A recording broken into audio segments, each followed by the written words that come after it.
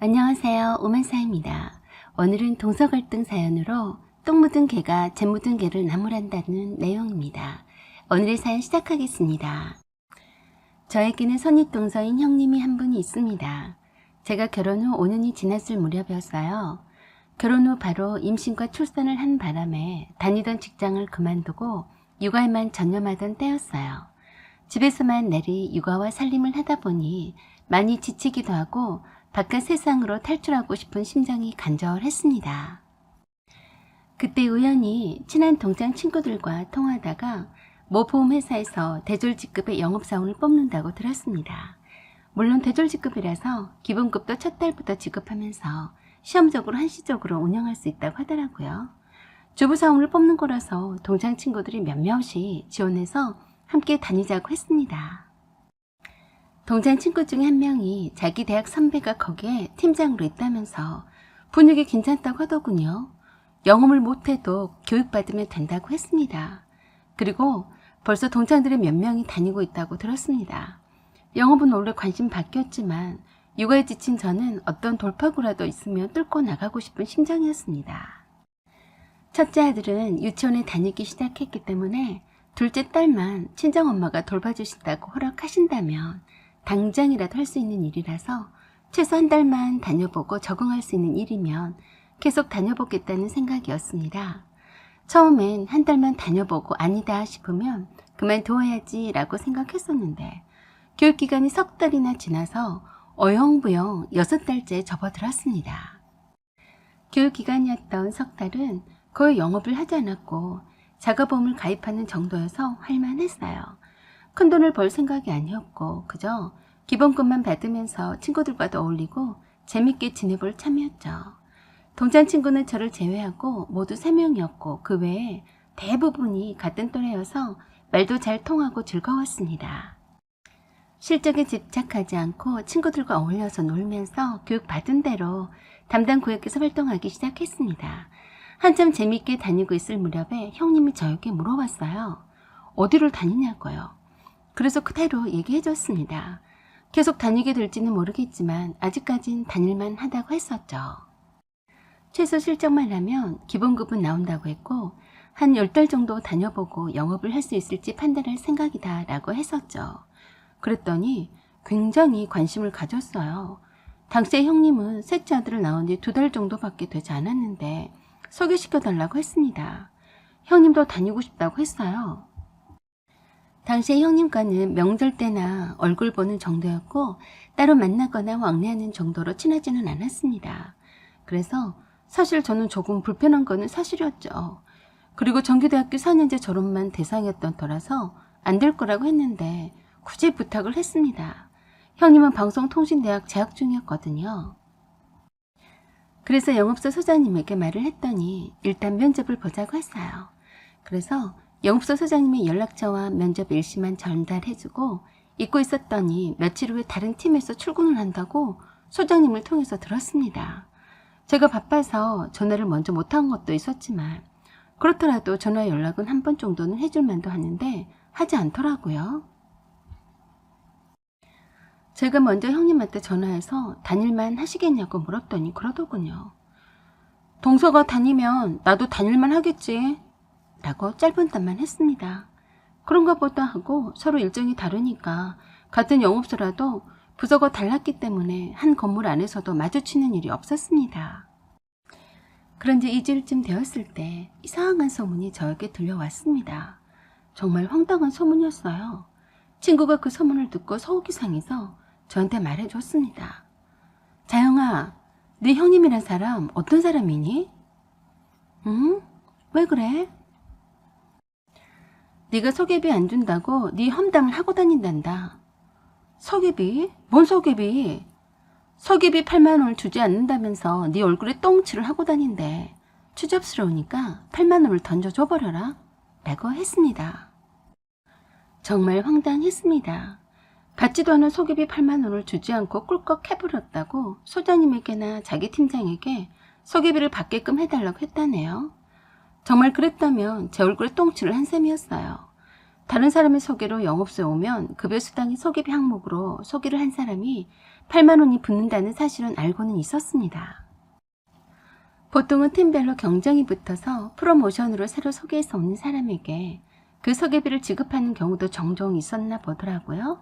어디까지나 그 소개비 8만 원은 소개받고 온 사람에게 주어야 하는 강제성은 없었습니다.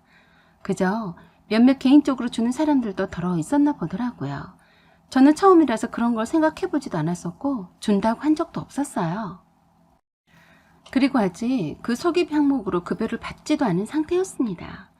기가 막히게 창피하더군요. 마치 제가 줄 것처럼 유인을 해놓고선 치사하게 주지 않는 것처럼 소문을 냈더라고요. 완전 사람을 우습게 만들었습니다. 돈 8만 원이 뭐라고. 또 거기에다가 둘째 아들인 석 달도 안 된 간단쟁이를 데리고 출근했더랍니다. 그러면서 그러더래요. 오게 했으면 돈을 주던지 교육을 잘 받을 수 있게 애기라도 돌봐주던지 해야지 아무것도 해주지 않네요. 라고 하더랍니다. 저는 그때서야 형님이 애기를 데리고 출근했었는지 처음 알았습니다. 어린 애기를 데리고 출근하게 되어서 교육을 받는 동안 자기 팀의 팀원들이 그 시간 동안 일도 못하고 애를 먹었는데 모두 제 탓을 하더랍니다. 저의 소개를 받고 왔으니 애기도 돌봐주고 다니게끔 신경을 써줘야 했는데 자기 일만 하느라고 관심도 없다고 아주 야박한 동서로 몰고 갔다네요. 참 얼척이 없었습니다. 저한테 한 번도 부탁한 적이 없었는데 마치 제게 부탁을 했던 것처럼 나 몰라라 했단 식이었어요.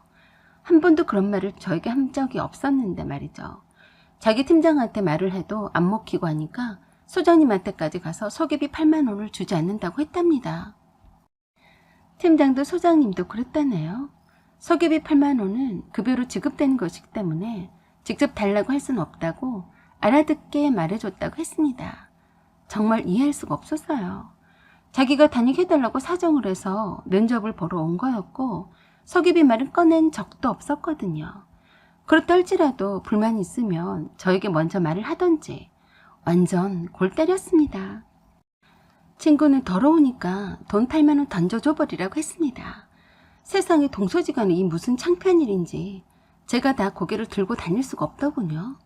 형님은 한 번도 저에게 전화 한 통도 하지 않았고 연락 한 번도 주지 않았습니다. 그전에도 그랬었지만 그렇게 다른 사람에게 험담을 하기 이전에 저에게 먼저 부탁할 수도 있었는데 하지 않았었어요. 다른 사람들은 모두 다 제가 그 부탁을 거절한 줄로만 알았습니다. 솔직히 따지고 물어보고 싶었는데 그깟 돈 8만 원 때문에 저를 완전 나쁜 사람으로 몰다니 말도 섞고 싶지 않더군요.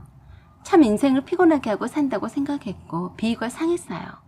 저는 얄미워서 끝까지 소개비 8만 원을 주지 않았습니다. 줄 이유가 없었으니까요. 그리고 바로 그달을 마지막으로 그만두었어요.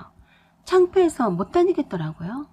그 외 친구 말을 들으니 형님도 몇 달 다니다가 그만뒀다고 하더라고요. 그들은 명절이나 시부모님의 생신 때나 얼굴을 봐도 눈도 마주치지 않았고 말도 섞은 법이 없었습니다. 한번 정남이가 떨어지니까 옆에도 가까이 있기 싫더라고요. 시아버님의 생신날이었어요. 식당에서 식사 후에 시댁으로 와서 차를 마실 때였어요. 교회를 열심히 다니는 모양인데 맨날 앉아서 하는 말마다 교회에 대한 좋지 않은 말들만 했습니다.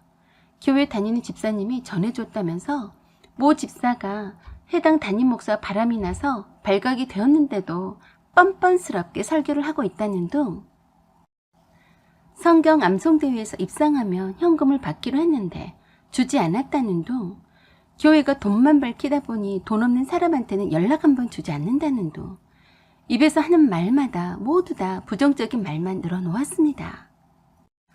그러다가 완전 또 열받는 말을 했어요. 뜬금없이 보험회사에 다닐 때 제 친구들에 대한 험담을 늘어놓기 시작했습니다. 지영이라는 애는 어쩜 그렇게 2% 부족해 보이던데 생각보다 노래를 잘 불러서 놀랐네. 아, 그리고 수진이라는 애는 잘했나 몰라. 지능이 좀 낮아 보이던데 일하는 것 보면 신기하더라고.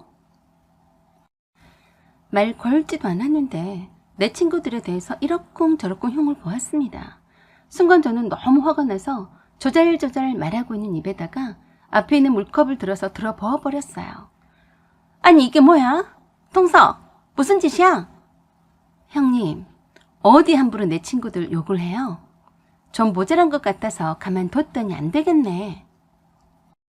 그걸 보던 손이 시누이가 갑자기 나서서 주방에서 물 한 바가지를 가져오더니 형님 얼굴에다가 들어부었어요.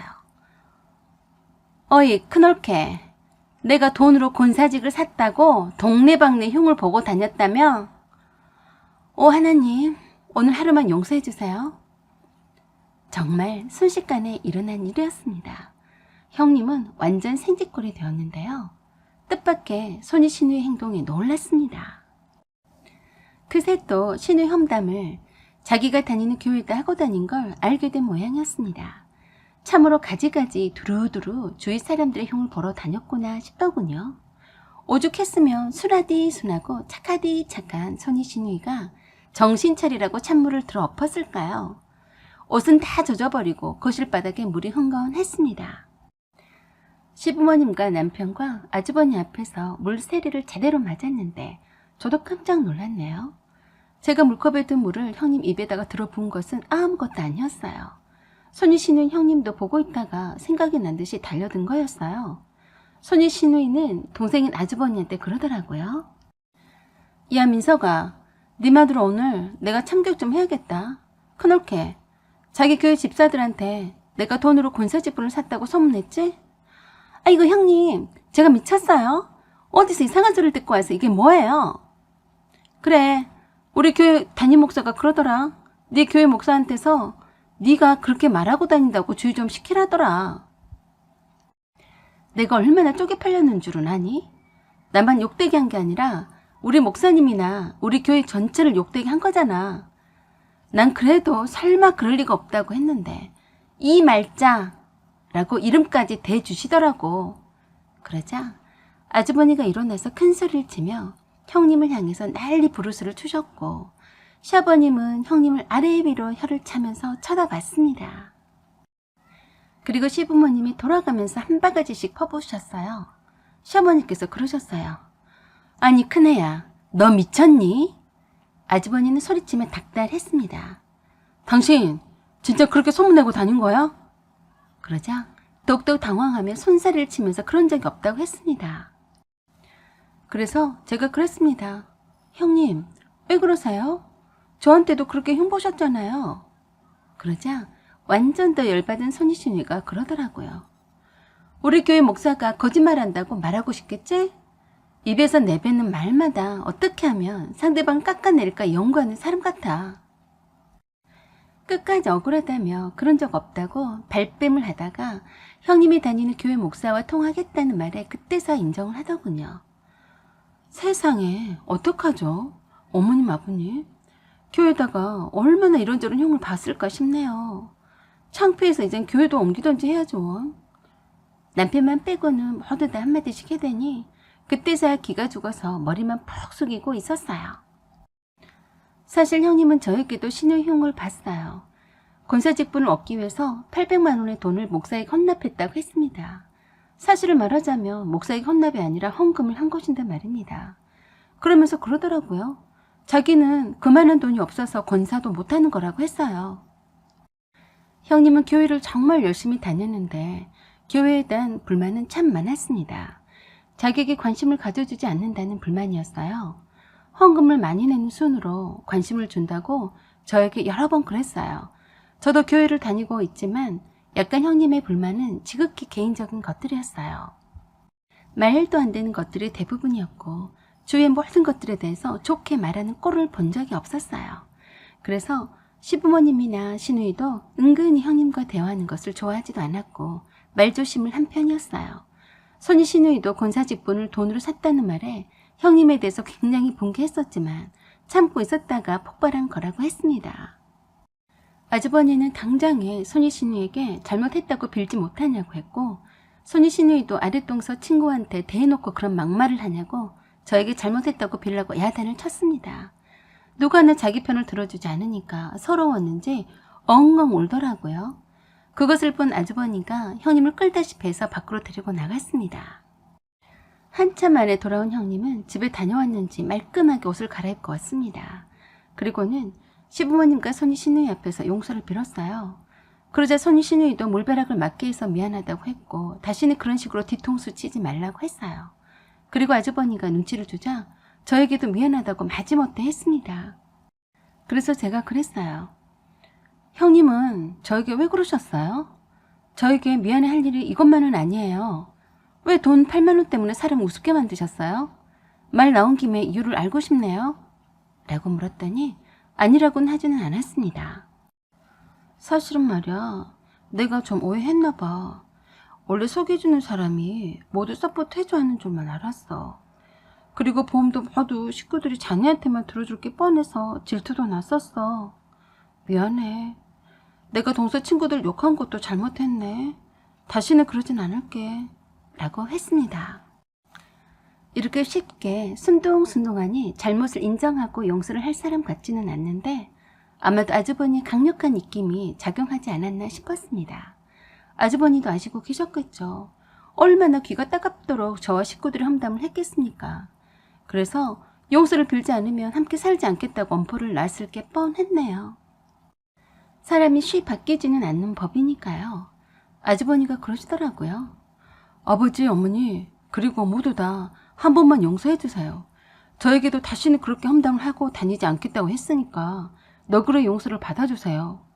그러자 시어머니께서 그런 의미에서 모두 다 함께 기도하자고 하시면서 가족끼리 서로 화합하고 사랑하자는 기도를 했습니다.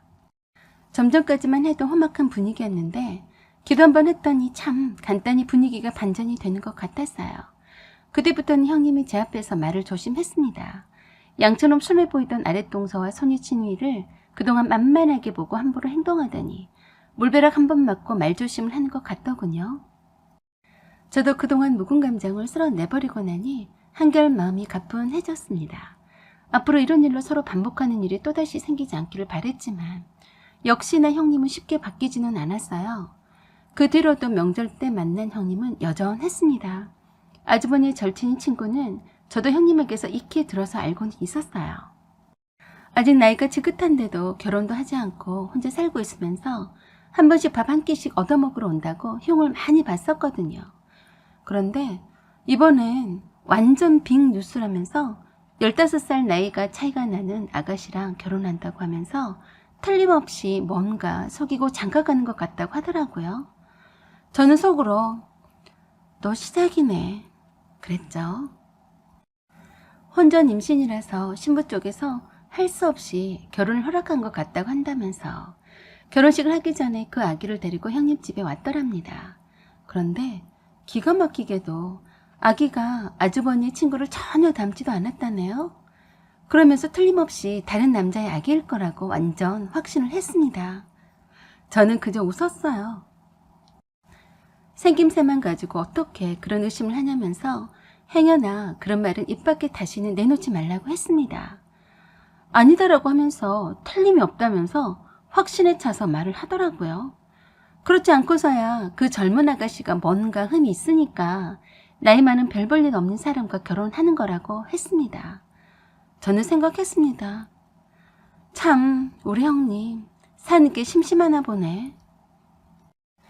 좌우지간 형님과는 최대한 대화를 하지 않는 게 상책이라는 생각만 들었습니다. 그렇지만 콕 집어서 말해주었죠. 형님, 아주버니 친구분이 늦게나마 결혼하시는 게 싫으신 건 아니죠? 왜? 아주버니 친구분의 아내들 분이 아주 젊고 예쁜 분이라서 질투가 나신 거죠? 뭐? 내가 질투한다고? 얼굴에 그렇게 써있네요. 그렇지 않으면 왜 그렇게 또 있지도 않은 험담만 하세요? 속이 뜨끔한 모양이었어요. 제가 너무 직설적으로 표현하니까 순간 입을 다물었습니다. 물벼락을 또 맞고 싶지 않으면 이젠 좀 그만하세요. 아주버니의 둘도 없는 친구분을 그렇게 헐뜯으시면 시원하신가요? 뭐라고? 물벼락? 그제서야 물벼락 사건이 떠오른가 보더라고요. 헛기침만 하더니 안색이 좋지 않았습니다. 늦장가 가신 분이라서 절친이라서 누구보다도 더 축하해줘야 할 분이 뒤에서 이런 험담을 한다면 얼마나 소름 끼치겠어요. 제가 형님에게 아랫사람 다루듯이 잘 타일러가며 가르치듯 말했더니 완전 기가 막혀 했습니다. 동서, 지금 나를 훈계하는 거야? 네, 훈계하는 거예요. 어지간히 하시라고요. 우리 속담에 똥 묻은 개가 재 묻은 개를 나무란다 라는 말은 들어보셨죠? 무엇이 어쩌고째? 지금 그게 나한테 할 소리야? 동서, 그동안 동서가 오만방자하게 했어도 내가 잘 참아줬더니 완전 나를 우습게 하네. 어디 동서도 나한테 물벼락 받아볼 텐가? 라고 하면서 소리를 높이면서 펄쩍 뛰었어요. 그러자 그 소리에 시어머니가 거실에 계시다가 신우이랑 함께 왔습니다. 아니, 너네들 지금 싸우는 거니? 옳게들 왜 이래? 그러자 형님이 시어머니와 선희 신우에게 이르듯이 억울하다면서 말을 하더군요. 어머니, 그리고 형님, 동서가 아래 위도 몰라보고 저에게 함부로하네요. 동서, 아까 나한테 했던 말 다시 해봐. 그래서 다시 정확하게 또박또박하게 말했어요. 똥 묻은 개가 재 묻은 개를 나무랐다. 제가 틀린 말은 하지 않았는데요. 끝까지 들어보실래요? 라고 했더니 형님은 뒷목 잡고 기절할 듯한 표정이었습니다. 제가 너무 당당하고 아무렇지도 않게 말하자 시어머니와 선희 신우이는 더욱 궁금해하면서 더 자세히 말해보라고 했습니다. 그래서 형님 얼굴을 쳐다봤더니 한번 들어보자고 하면서 별말이 아니면 가만두지 않겠다는 표정이었어요. 그래서 형님한테 물었어요. 형님, 형님의 셋째 아들이 혈액형이 O형이죠? 그래, O형이면 어째서? 그리고 저는 연이어서 형님에게 물었어요. 형님의 혈액형은 A형이죠? 응, 그런데? 드디어 조금씩 불안해하는 듯 했습니다.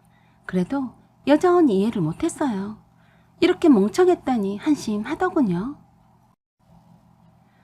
그래서 그게 뭐 어쨌다는 거야?